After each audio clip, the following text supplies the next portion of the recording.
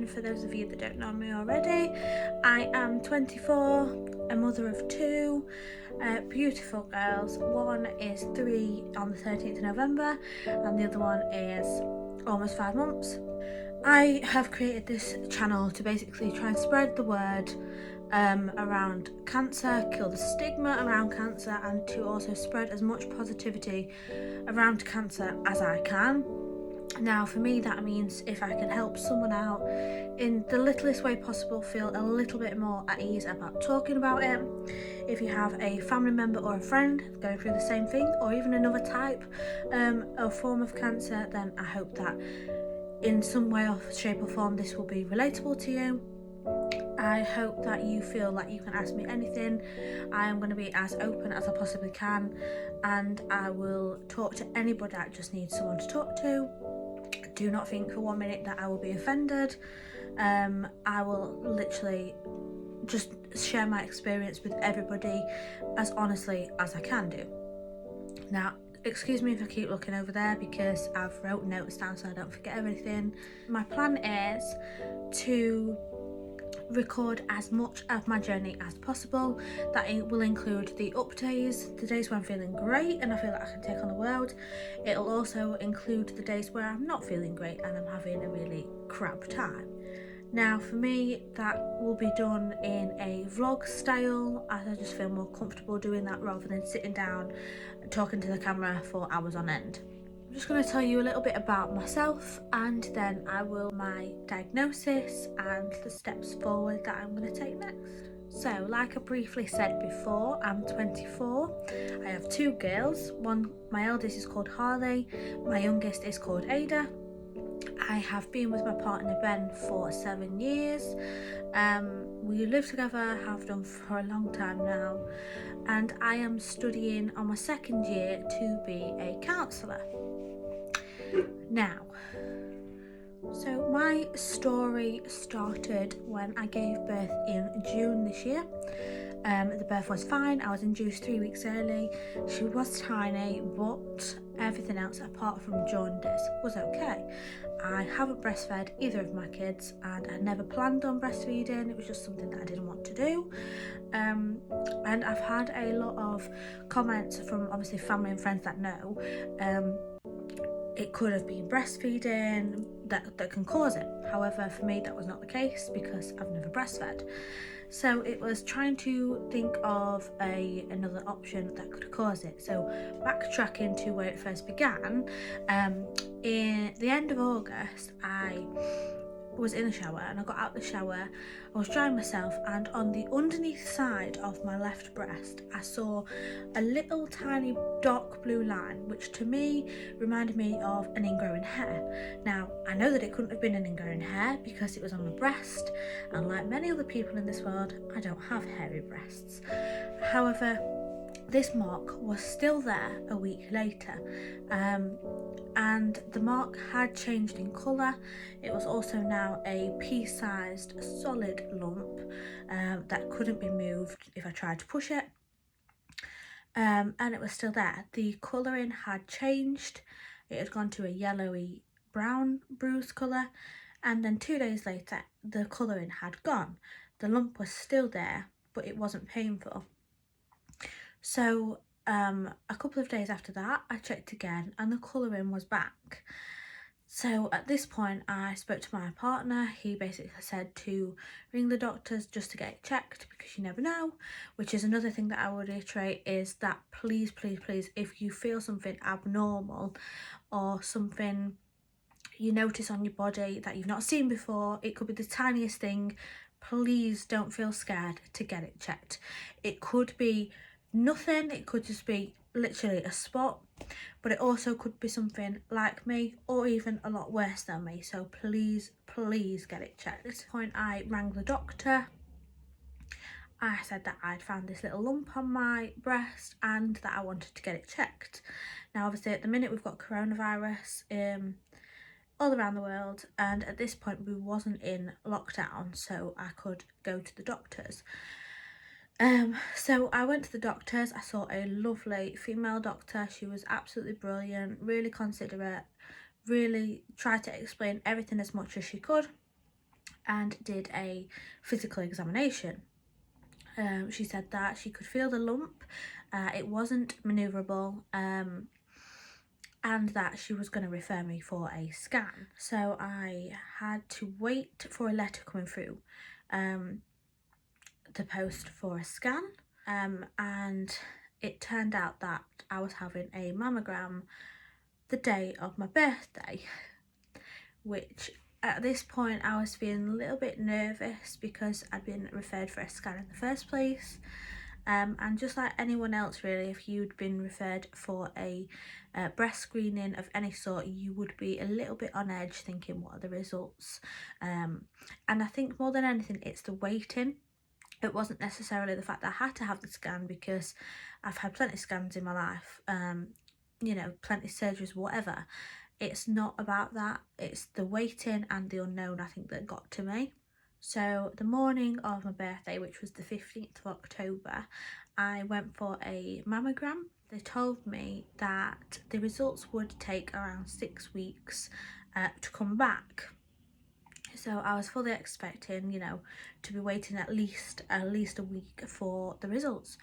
The doctor who was in the room with me did explain that even though some people can have secondary cancers and there's a lot of aggressive cancers out there, the examination, I don't know the job title, the person that is conducting the mammogram, they are not allowed to, if it is cancer or not there and then, you have to go back to your GP.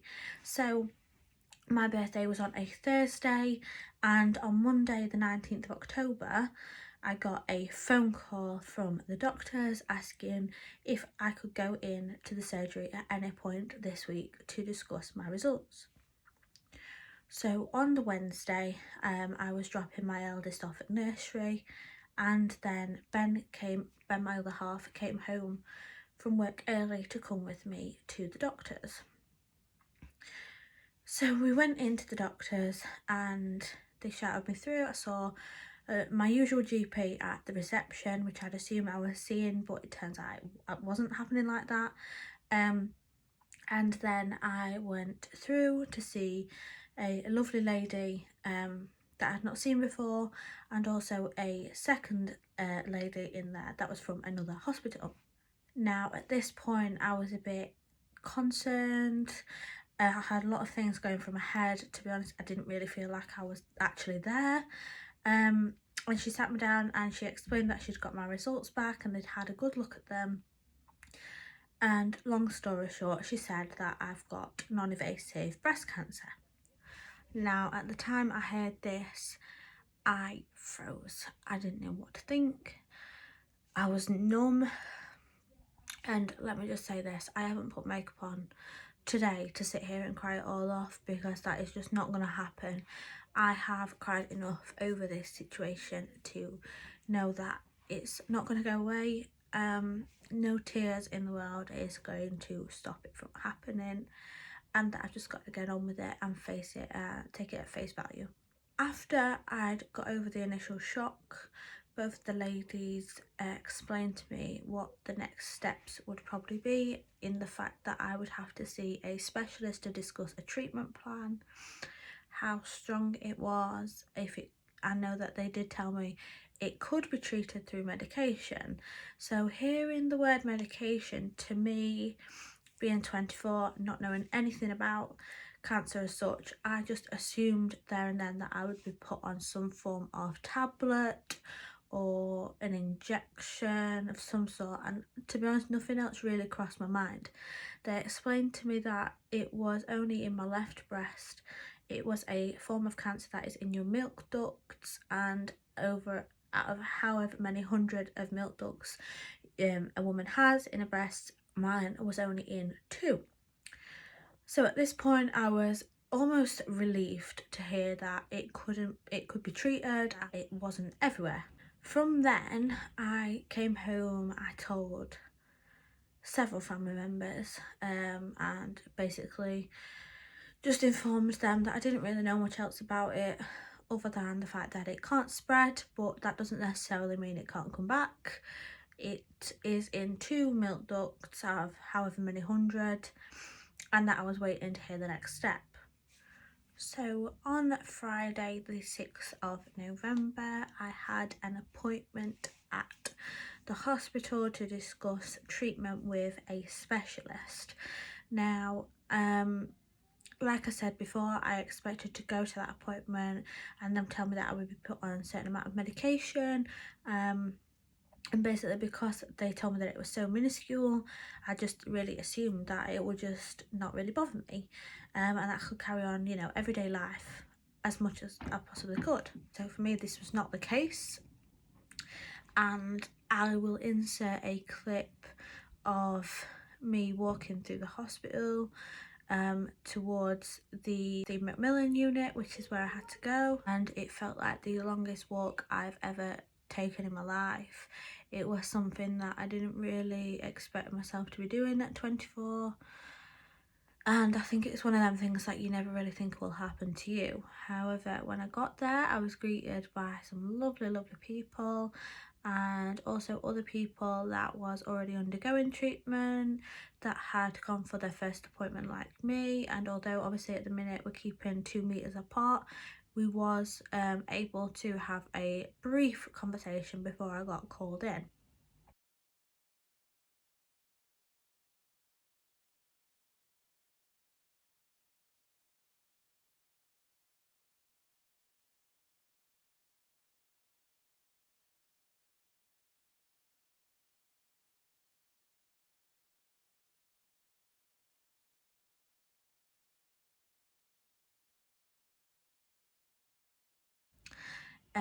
So I got called in, and they basically told me that I would be having radiotherapy, as that would be the best and easiest treatment to have to cure it a lot quicker.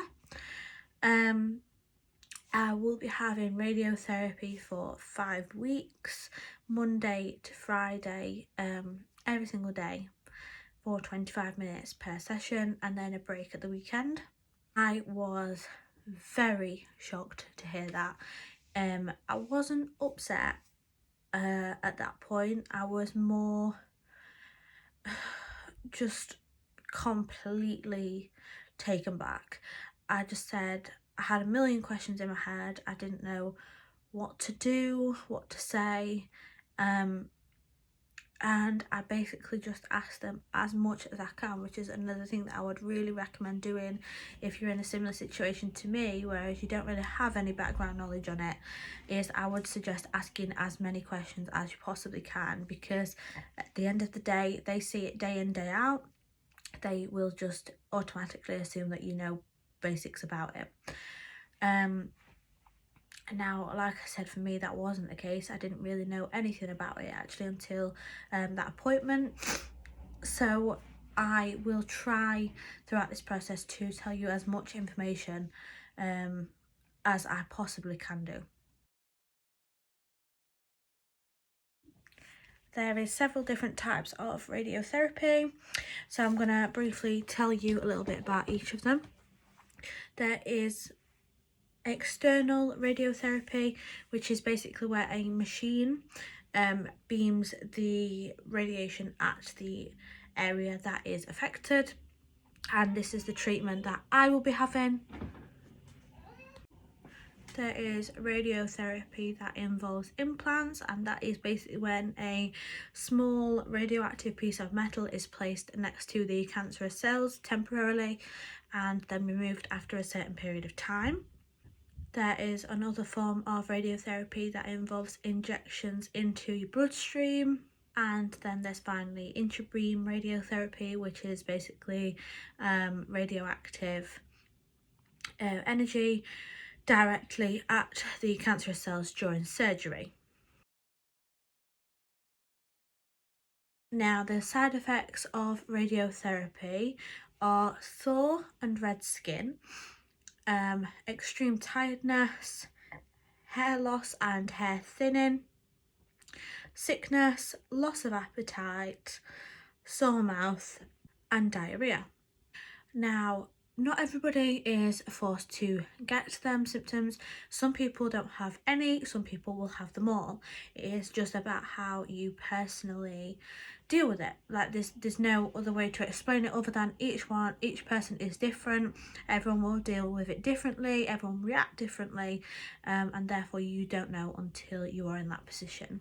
My radiotherapy starts tomorrow, which is the 9th of November, I believe, and it will start in the afternoon, and all the sessions will be at the same time every single day, which for me will be after 4:30, because that is the time that I've said that I am available. So that makes it easier for me with the kids. Ben can be back most days, and if he isn't back in enough time, then I can take the kids to my parents who haven't really seen anybody else during lockdown.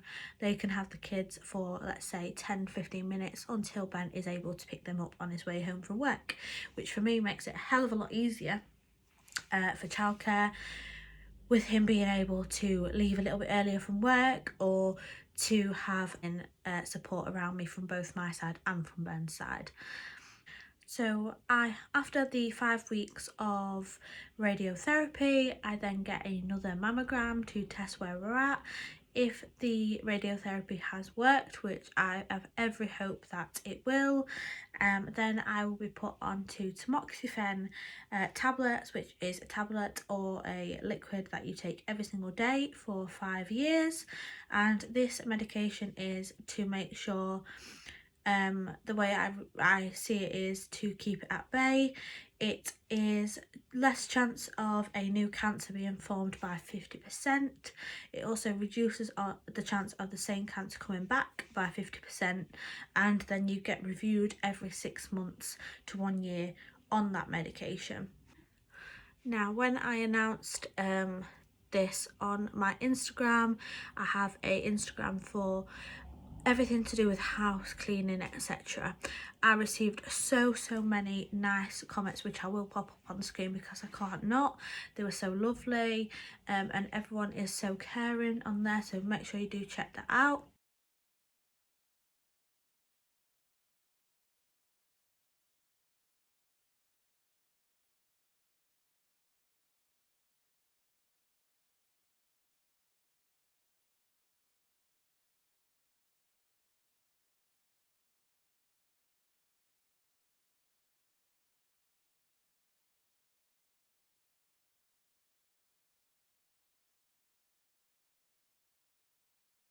And basically, like I've mentioned before, I will be recording all of my journey. I'll be trying to do almost like a daily diary or maybe a weekly diary to see obviously what is easier for me at the time.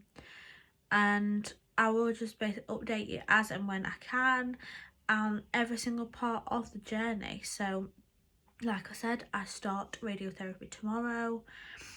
I'm very nervous, but I also know that I am a very strong person, so that I know I can deal with this. And I really hope that by me doing this and sharing my experience, I can really help other people feel more at ease talking about it. I know that I haven't really got much information at the minute because I'm only at the very beginning of my journey, but as the journey goes on and I find out more and more, and obviously I have more experience, then I will share as much of that as I possibly can.